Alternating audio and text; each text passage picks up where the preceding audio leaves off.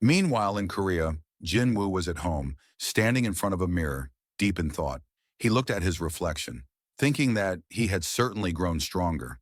But as he examined himself closely, he realized this transformation was because of his rebirth. All parts of his body had changed. Any flaws had vanished as a result.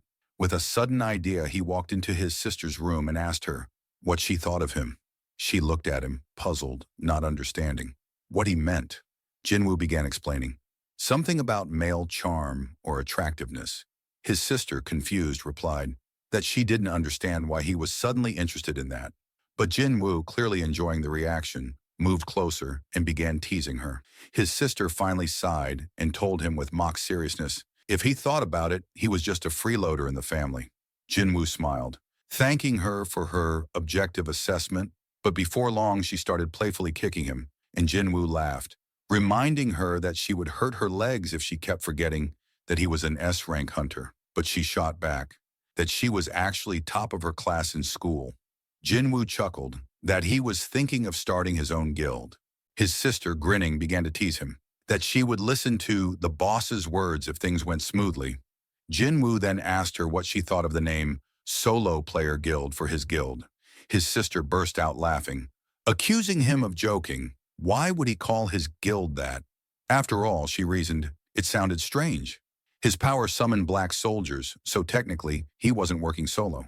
Jin-Woo, slightly taken aback, realized that made sense. He asked her for suggestions. With a mischievous smile, she suggested, let her name his guild Akshin Guild, since the A represented her, Jin. It was a level up, and even though it was her name upside down, it sounded cool. Later that evening, at Hunter Cha's apartment, she lay in bed, agonizing over what she had said to Jin-Woo earlier.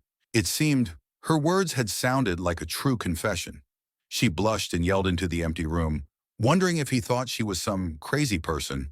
But then, switching gears, she muttered in a softer tone. After all, he had saved her life.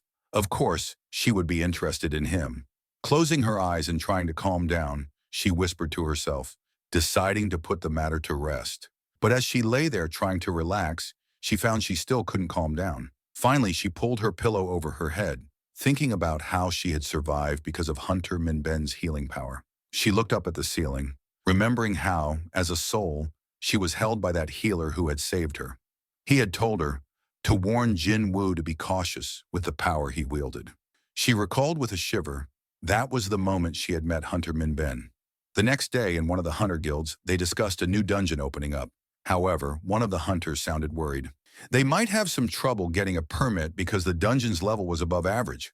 One of the hunters speculated that it was ranked S. Another replied that it was rated A but acknowledged that it could be troublesome. They noted, in case of emergencies, they might end up trapped inside. One hunter added, if it did turn out to be rank S, they'd have to abandon it. But if it was only rank A, they wouldn't be able to turn away since their guild was one of the largest in the country. He concluded with concern, it would look bad if the public found out they couldn't handle a rank A dungeon. Another added, if they gave up, all the credit would go to the more famous guilds. They started brainstorming, wondering what to do. One hunter commented, they had some good hunters, but compared to other guilds, they still lacked recognition without an S-rank hunter. Some hunters dismissed this as unimportant. But then a female hunter approached them, suggesting they form an alliance. The two men looked at each other, realizing that it wasn't a bad idea. And she thought that they couldn't do it alone. However, the other guilds are probably already on board. They just don't know if they would agree. But the girl went on to say that there could possibly be some complications and suggested, how about we invite one person to join us? But the other hunters started asking her why they weren't going to a low-ranked dungeon and what was the point of it. Suddenly, he guessed what she was talking about. After all, the hunter Jin-Woo thus teaming up with others would bring them nothing but a bad reputation. And with Jin-Woo, all eyes would only be on them. Besides, he was confident that under his patronage, his squad would be able to return in one piece. He started asking his co-workers if anyone knew what Hunter Jin-Woo was doing. Another man replied that he didn't know anything, except that he had recently cleared the dungeons on the highway. He decided to find out his contact information, but the other hunter interrupted him and told him not to bother, because there was no need for that. If he thought such matters were handled over the phone, he was wrong. At the same time, Jin-Woo, sitting in his office, suggested to Jin-Ho that their guild should be called Ajin Guild. Really sounds good, Jin-Ho said. They should stop there. The main thing was to not call it Solo. Jin-Woo then asked what else was on the list, since they needed to find another member. Jin-Ho asked, "What about the Cha girl and how it went yesterday?" Jin-Woo replied that it didn't work out. "She's not right for them." Jin-Ho thought about the fact that she's a young girl and also a beauty and a hunter. He had high hopes for her, and he wondered how long he would be her mentor and who he was even looking for her to be a good fit for him. He started to say that, if you think about it, he should have a hunter's license. Also, he wouldn't be interested in guild matters, and they should trust him unconditionally. Jin-Ho started to think, and suddenly an idea came to him, and he seemed to realize who he wanted to invite to join him. But suddenly someone started knocking on the door again, and Jin-Woo got up and started walking to the door. And as soon as he started to open it, he thought it was that huntress again, Cha, but it wasn't her. As soon as he opened the door fully, he saw 3 men from the association and the knights. They were surprised to see them here, and a little while later, they took a seat on the couch and started talking about the fact that there was a gate in the video recording. The proof of that was that it was very big, and of course, the size of the brother and the level of the dungeon don't always match, but here it's different. They matched that hunter with the guild. Jin-Woo started asking to clarify, "Does it turn out that this dungeon is S-ranked?" But that hunter started to answer that it's not clear yet, because this is the biggest dungeon that has ever appeared in Busan territory. He went on to say that if he had already realized that, the association flatly refused to give them permission to clear the dungeon because there was no S-ranked hunter in their team. So they decided that they could use him to get permission and complete the raid. And of course, he would give Jin-Woo a generous reward, because usually this kind of hunter would give 10% of the total profit to the hunter, but they would give him 20%. Jin-Woo didn't even hesitate to tell him to divide it 50-50. The hunter couldn't understand and interjected. Jin-Woo started to say that he would agree to cooperate with them if they accepted him as a full member of the guild. After all, they had just approved the name of the guild. This man then said, "So how about 40 to 60? But Jin-Woo wasn't going to bargain with them, and that hunter from the Night Guild realized that this guy wasn't that simple and started saying that they could take over as the dungeon boss. Jin-Woo replied to him that they could count on him, and that hunter went on to say that the dungeon had already been open for a long time, so they should hurry up and they would all go as early as tomorrow. Jin-Woo started to say that he still had plans and they could meet tomorrow. At this moment, he tied his shadow to that man's leg and said that he wouldn't be late, and they didn't need to worry. But suddenly, the other hunter began to say that it seemed to him as if his shadow had just moved, and at the same moment, the phone in Jin-Woo's hands began to vibrate. As soon as he saw that the number was ringing, he apologized to the guys and told them that he needed to take this call, and they could wait for him here. As soon as he was out the door, he started talking on the phone and heard his mom's voice. He was surprised that she had bought her own phone, but she said that she immediately wanted to hear his voice. He went outside and his mom asked him, "I hope I'm not distracting you from important things right now?" But he replied, "Not at all," and began to think about the fact that it was his mom after all. At this moment, a call from another girl Jin-Woo was waiting for came in. He was standing not far from the entrance of his building and suggested that his mom go out to dinner all together tonight. And the next day in Busan City, near those big gates, there were a lot of different hunters who were all dressed in bright armor. One of the hunters who had talked to Jin-Woo yesterday picked up his phone and looked at the time. He realized that he had barely talked him into it and hoped that he wouldn't be late because it was already 11 o'clock on the clock and he would need to move out in 5 minutes. At this time, Jin-Woo was outside his house in another city and looked at the disgusting weather. He was thinking about whether his sister had taken an umbrella, and at this moment, he realized that it was already time for him to go and started to use his social skills. At the same time, when the hunters in the network started to enter that gate, in the school, 3 guys were walking down the hallway and talking about their schoolwork. Why should they have to do the art teacher's job? They started to open the door to one of the classrooms and wondered how many statues they should bring in, but there should be about 6 statues, and that's all there is in this room. Another student began to resent that even if they took one each, they would still have to go back. A third student suggested that they could take all of them at once. Once they started to go inside the classroom, they saw that there was a lot of dust and everything was dirty. They talked at first about how this place had even been cleaned by anyone at one time.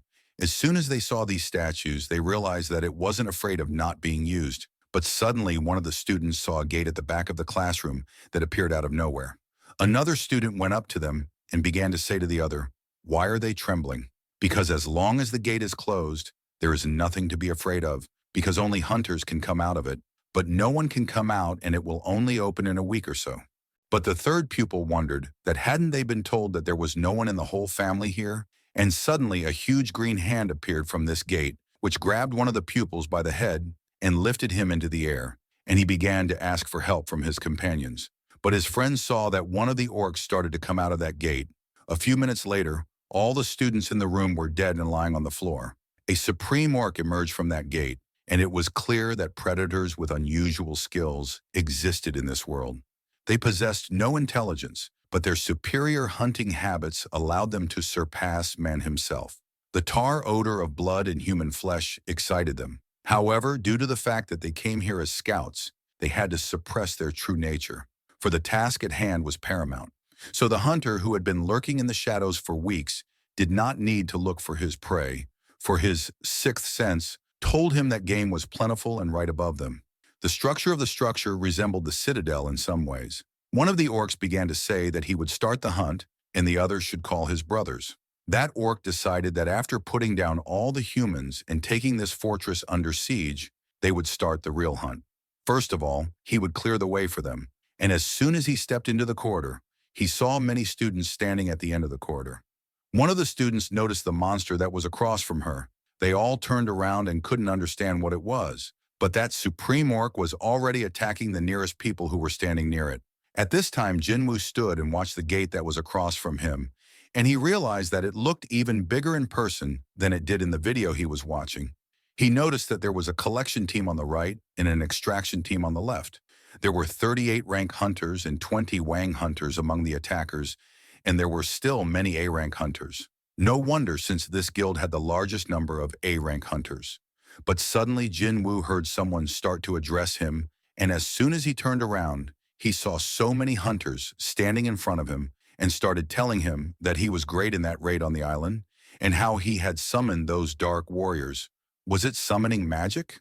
They all started asking, and Jin-Woo couldn't answer anything because there were too many of them, and they were asking all different questions. Suddenly, one of the girls ran up to him and started to tell those groups of hunters to calm down, because don't they see that they are inconveniencing the hunter Jin-Woo with their questions? That girl started to introduce herself. Her name was Jong Rim, and she was the head of the healers from the elite attack squad of the Knights Guild. And she doesn't know what about the others, but she thinks that as the two most responsible people, they should get along with each other. "And you don't think so?" she asked the hunter Jin-Woo.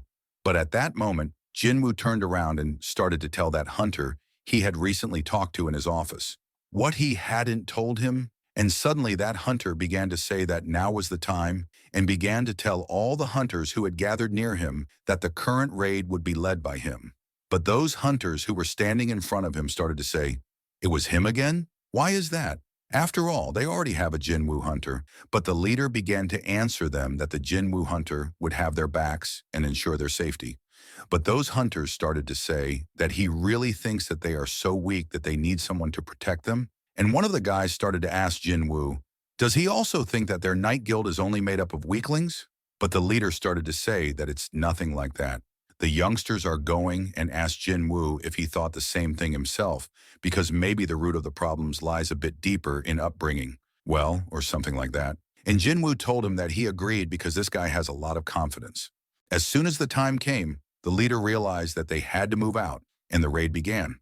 At the same time, a call started coming into the Hunters Association, and a girl picked up the phone and started saying that the Public Emergency Communication Center was ready to listen to whoever called. The other end of the line started saying it was the association, and this girl confirmed that was correct. A student from the school started to say that right now there are monsters walking around their school, and they have a dungeon open. The dispatcher started asking where they were, and the student said she was hiding in the restroom. She was with a friend, but he was already dead. The dispatcher asked how many monsters she counted nearby or not, but the student didn't know anything. The dispatcher heard a lot of screaming coming through the tube. The apprentice was saying that she was probably going to die now, but the dispatcher wanted to calm her down and started telling her to listen carefully.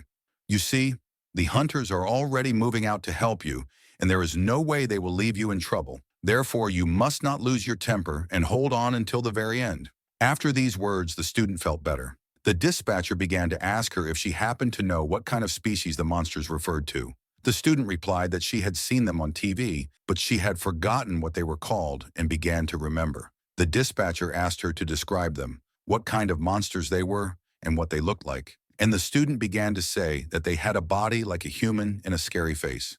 Suddenly, she remembered that they had green skin, and it was an orc. She also remembered that they were called orcs on TV. But at this time, this orc with a big grin had already entered the restroom and was heading towards the student who was hiding. Suddenly, there was a very loud scream through the tube, and the connection was cut off. However, the dispatcher kept yelling for her to get out of there as soon as possible because they could smell blood. The last thing she heard was the girl screaming for help. Her phone fell to the ground. All the students that were in that school started to get out and were horrified at what they saw. They noticed a lot of blood scattered on the walls and outside and started to run away. But suddenly, one of the students started to stop and ask her friend to stop because her friend was still at school. But that guy started telling her that the hunters would sort it out and they should run away as soon as possible. There were already people on one of the floors, but they missed them and they managed to run away. But another orc who was behind the first one started to say, let him run away because they still had many left who were hiding upstairs and they had nowhere to run to. They were ready to sweep the next floor and decided that they would kill everyone in the school. On the floor above, where everything was trashed, some students had blocked the doors so no one could get inside. They stood with what weapons they could find, a school chair and a mop for cleaning. A few more students stood on the task, but suddenly they heard some sound and the doors that were barricaded started flying apart. They were all horrified at what they saw, for in front of them stood a mighty large orc covered in blood. That orc saw one of the students start to run away, but he knew that there was another one hiding behind the wall, and he swung his big axe and smashed the wall that separated the student from him. And at the same moment, the student said goodbye to his life. Those two big orcs stood there and started to fill the man with magic powers, and one of the orcs said that they should kill him first so that he wouldn't make trouble. In a corner of one of the school classes, there were many students who were forgotten in the corner, and one of the students was Jin-Woo's sister, who closed her eyes and thought only that her brother would come and save her because she was very scared. But suddenly, there was a loud shout in that class, and one of the girls who was in that class started to say that she was a hunter, though not a ranked hunter. But Jin-Woo's sister started telling her to calm down a bit. The orcs who were standing in front of them looked and realized that it wasn't her, but the strong magic was coming from that girl standing next to her. Judging by her scent, it was that girl, the single source. One of the orcs decided to finish her off at that very moment, but the girls started to get scared and lowered their heads. But suddenly, as soon as they opened their eyes and saw that nothing had happened, they noticed another orc in front of them. It was the shadow soldier of her brother, who had grabbed the orc that was attacking. It was at that moment that her sister realized that it was the protection her brother had provided. The shadow orc hit the green orc with great force, and it flew off into the sky. The other orc who was watching all this was greatly frightened. He saw three huge orcs in front of him, who, although they were his kin, were now standing and protecting the humans. He couldn't understand why they were doing this. At the same time, Jin-Woo entered the dungeon, and the hunters who were with him in this raid started shouting that they had seen a two-headed orc. The leader began to say that everyone needed to focus now, as they were facing a dangerous opponent. The huge orc, as soon as he saw the hunters, became furious and started swinging his big axe toward the hunters. But that hunter, who was standing in front of him, didn't get confused and started using his skill, and a barrier appeared in front of him. As soon as that big hammer reached its target, there was a big explosion, and that hunter managed to contain its pressure. At that moment, he started screaming for help, and the other hunters realized that they needed to act. He climbed up on that big axe and started running on it towards the big orc with the aim of finishing him off. Once he got to his target, he wounded those two big heads, aiming for the eyes. He started talking so that everyone could rely on him. The other hunters, after that, started to act because that monster couldn't see anything anymore. When it tried to open its one eye, which was not badly hurt, the hunters had already finished it off. Then the mages who were standing behind began to use their spells. A large lightning bolt and a rain of fire attacked that big monster, and it fell to the ground. The hunters decided to look around first before resuming their journey. The leader realized that the circumstances were very bad now, for this raid was not going to be an easy one, and a two-headed ogre had fallen upon them from the start.